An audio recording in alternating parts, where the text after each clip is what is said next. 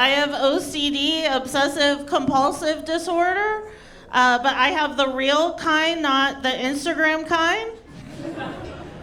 Yeah, I have to differentiate between the two because the Instagram kind is just really cute, right? Like maybe you have a mug in your cupboard and it says something sassy like OCD, obsessive Christmas disorder. You know, you get wild with your wrapping paper and your tape and your ribbon and fucking Hobby Lobby and you're like, Santa's real! And I'm like, yeah. That sounds fucking festive. I want that kind. I have the debilitating kind. I have the kind I see 2 therapists a week, and if they don't tell me what I want to hear, I go see a psychic.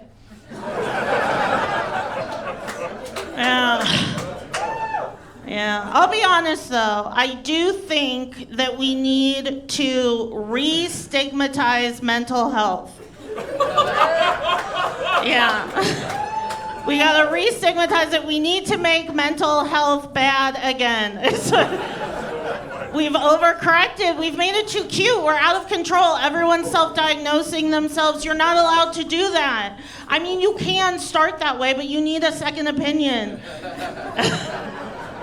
And the second opinion has to be medical. It cannot be your best friend going, yeah, girl, you're fucked, you know? No! I'm so sick of it. Everyone's like, oh my God, I'm so OCD too. Or like, oh my God, I'm so ADD. Or, oh my God, I can't tell if my boyfriend is autistic or an asshole. And I'm like, girl, he is both. He both. I think I'm just mad because I went on to Etsy the other day and I typed OCD into the search bar. And the first thing that came up was a t-shirt that just said, hot girls have OCD. And I was like, great, I am not even fucking skinny enough for my mental illness. What the hell, y'all? I started doom scrolling. I think the idea of mental health merch is psychotic. Don't do it. I found a t-shirt that just said God, brunch, and mental health. That's not a thing, you know? That's not a diagnosis. That's not a treatment plan. That's just why no one wants to hang out with you on Sundays. I'll be honest though, it got me thinking about if I made merch. I'm like, if I made a t-shirt, it would be real, it would be raw, it would be fucking honest. Like if I made a t-shirt, I would say, hi, my name is Kelsey. I have OCD. I still have a very complicated relationship with sex.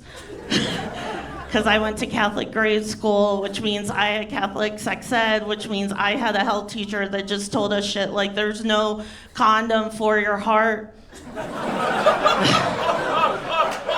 Which is true. I've looked, and even if there was, y'all would not fucking wear it, okay? Right? You would not. You'd be like, no, babe, my love for you is Magnum. I don't know. Between the OCD and the Catholic schooling, I was very confused. I didn't know how sex worked. All I knew is that when I was in 7th grade and Usher's 8701 album came out, I could not stop humping every soft corner I could find. I was a lunatic, okay? And I didn't know it was a sin until we had a nun come into school and she said masturbating's a sin. And I figured out what I had been doing with Usher was masturbating. And you could go to hell for that. I was not prepared to go to hell for Usher, okay? But also, it was the early 2000s and the couch in the basement felt so good. And y'all, we have all fucked a couch, okay? Fuck J.D. Vance. I don't like that little twerp. But if we were going to reach across the aisle and compromise, it would have been on fucking furniture, you know?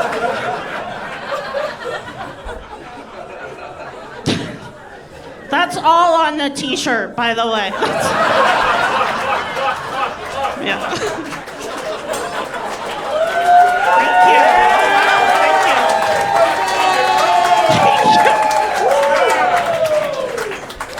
Hell yeah.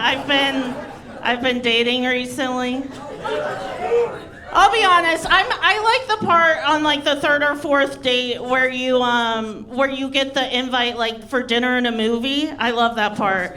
I feel like you learn a lot about people, right? Like if a guy is inviting me over and he just ends up playing YouTube videos and smoking weed, we're not fucking that night, okay? We're not having sex. He just wants to talk about psychedelics and Joe Rogan and I had a guy once, I thought it was a green flag. He was like, hey, want to come over and watch Braveheart? I had never seen the movie Braveheart. That was his favorite movie. So I went over, we watched Braveheart, we started making out, you know, he got a boner, that's fun. He lost his boner, that's not a big deal, but he freaked the fuck out, locked himself in a bathroom and chain smoked and cried for 8 hours. And I spent the night because I thought maybe we'll finish Braveheart over breakfast, you know?